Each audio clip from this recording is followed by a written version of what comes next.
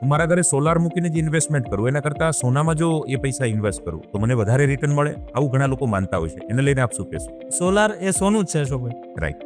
સોનાની અંદર જે ઇન્વેસ્ટમેન્ટ કરો અને જે રિટર્ન મળે ને એના કરતાં પણ વધારે સોલારમાં ઇન્વેસ્ટમેન્ટ કરીને રિટર્ન મળી શકે છે. ઓકે. હું તમને ગણતરી કરીને સમજાવું.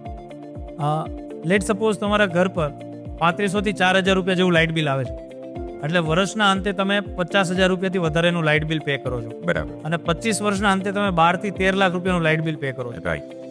આજના દિવસમાં પીએમ સૂર્યઘર યોજના અંદર તમે એક ઘર પર સોલાર લગાવો ને તો 78,000 રૂપિયા તો સબસિડી મળે છે. ઓકે. આ સોલાર લગાવવાની કિંમત 1,70,000ની આજુબાજુ હોય છે.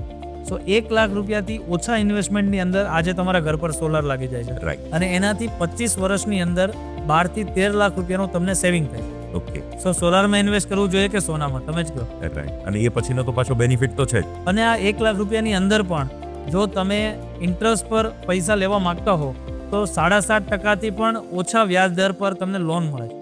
વાહ. એટલે ઓલમોસ્ટ ફ્રી જેવું તમારું કામ થતું હોય છે. તો મિત્રો, સોનાની જગ્યાએ તમે પણ સોલાર માટેનો વિચાર કરી શકો છો. આ વાતને લઈને આપનું શું માનવું છે ચોક્કસ કોમેન્ટ કરજો, અને હા, આ વાત પર વિચાર જરૂર કરજો.